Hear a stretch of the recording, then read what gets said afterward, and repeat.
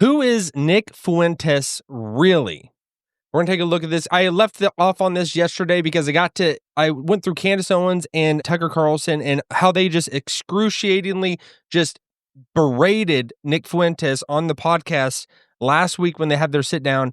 But I didn't get really to Nick and his side of what he is, what he stands for, what he believes. So I wanted to kind of pick that up of his response to their conversation, what they said about him. They said some nice things, but overall they just said some pretty nasty things, both of them. But Nick Fuentes, he went into what if you know anything about him, he's a guy from Chicago. He's young, he's in his 20s, he's been around for a while, and he's been completely canceled off the map on pretty much everything. Since Elon brought everyone back, he's on Twitter. And so he goes on podcasts every now and then. But if you are stepping into dangerous territory, if you even associate with Nick Fuentes, it seems, or at least the media makes it seem like that. But I wanted to kind of just go into what this is his reaction, because I wanted to touch on this of what he said in response to Tucker and Candace. I'm being accused of being the CIA by Peter Thiel's best boys, by Tucker Carlson with his daddy. Tucker Carlson's, and you know what? Here's the other thing. Tucker Carlson said I'm a weird gay kid in the basement. Yeah, and I'm from Chicago. You're right. Well, okay, you're not right about all of that. But I wasn't born with a silver spoon in my mouth. Tucker Carlson says, I have so many trust funds, I never have to work. Tucker went to a $45,000 per year private high school, then a $45,000 per year selective Ivy League school in New England. Tucker Carlson's daddy was a Reagan appointee. And then, after years of bragging about being an elite, bragging about being so out of touch and so rich, now he's going to be the spokesperson for all the white people. Now he's going to roll up his sleeves. I just like to hunt and fish in my log cabin. I care about Klarna and credit card debt. But then when it comes to me, I'm one of the real disaffected white people. You want to talk about me and them? I am them. He says Nick Fuentes. I mean, that there's things I don't agree with Nick about certain things that he talks about, and he just gets labeled this white supremacist nationalist guy that is out there, and he hates the Jews, he hates black people, he hates everybody. But really, when you talk with him, when you hear from him, he doesn't hate anyone. He doesn't hate anyone, but he does say things that are controversial. I mean, we tried to disguise this whole that people aren't black or white or any other color, and it's like if you even say that, you're doing something evil. It's like acknowledging God has made everyone the way that they are. But we are all still equally valuable. There's no one better than anyone else, but it's not something we have to hide. And I think that's what people cannot stand when he brings up that. And when he goes into the whole Jews thing. But now the whole thing about the Jews and them running the whole media and just the banking system and everything, having so much power over everyone. This is what everybody is getting kind of shifting towards, that being okay. That the Jews rule the world and they're evil. And we're going to label them evil. And he's I'm not saying that he does that. I'm not saying that Tucker does that. I'm not saying that Candace does that. And the whole thing about the Jews, it's a very complicated thing. I know I'm shifting a little bit on this and going into this, but the Jews are over the world and them running everything. They might not have the best interest for everyone at this time, because they are very lockstep and brotherhood with each other. And there is a blinding veil over their eyes that they do not know who the Messiah is. They do not know that their Messiah has come. So I needed to say this for me, because right now everyone is just hitting and beating on Israel and saying, if you support Israel, if you say Israel is not the most evil thing in the world, that you are de facto evil and you are wrong and you will be proven wrong.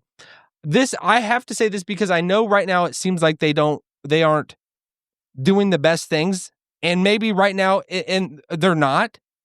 But overall, I think that they will have a come to Jesus moment eventually, and that they will be the ones, the guiding and driving force and the powerful force in this world that will be for good.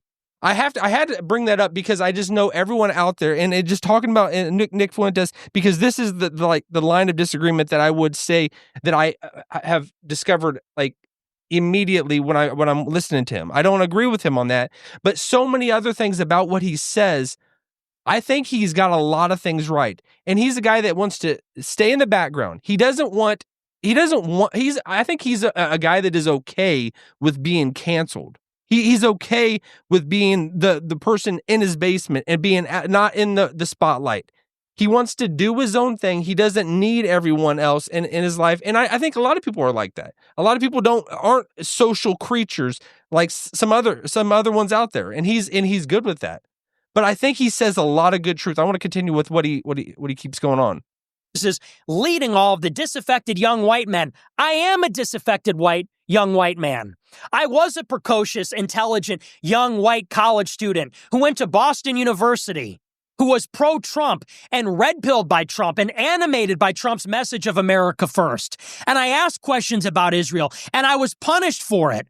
Right there is where he goes into, I was punished for it because, just like Kanye spoke up and he got pushed in this, like, the extreme direction of just Nazism and just Hail Hitler and all that. But because that is why there could be this true legitimate cabal that is over this world that is by high up Jews. That could be really happening, but it doesn't change the fact that the gifts and the calling of God are irrevocable, as it says in the book of Romans. They are the ones that God has chosen. They are the ones that God has called his firstborn, that he has decided to bring the Messiah through into the world through. And so them being his children, and his people, that's not going to change. No matter how much they are deluded right now that they don't see that their Messiah's come. It's been 2,000, and this stupid guy like me, or like anybody else out there, any other Gentile out there that recognizes that Jesus is the Messiah. We are the stupid ones, that we have stupidly bought into him being the Messiah because he has opened our eyes. He has unveiled our eyes, and they just don't see it right now. I say stupid as in because for all just natural counts and measures, it is stupid to believe in Jesus. Fundamentally, it does not make rational, secular sense to believe in this guy who lived 2,000 years ago and say he's the Messiah. But we Gentiles, for the most part, Gentiles just have recognized, and our eyes have been opened to seeing this. That's why it's something supernatural that we can see that he is the Messiah. He's truly there, and that there's this blinding over the nation of Israel, his true people. But I know there could be this cabal, but eventually it's going to be lifted. They're going to have that come to Jesus moment. And so I want to be on the right side of history, the right side of eternity, rather, of embracing Israel now. They're not doing everything perfect, and I'm going to say they're not doing everything perfect. And they're doing a lot of probably evil things. They're doing things that aren't right, I'm not going to buy into everything that people say. People say out there that they're doing so much evil, and I think a lot of it is just propaganda and lies that people are being fed. They're being fed this, and so discerning what is truth, what is falsehood, that's for us to, take it all, but not close our eyes to what is real. And either way, they are the ones that God has appointed to be in this position that they are in. So this is the stark disagreement that I disagree with, but Fuentes. But there's so much that I think he is doing that is right and saying that is right.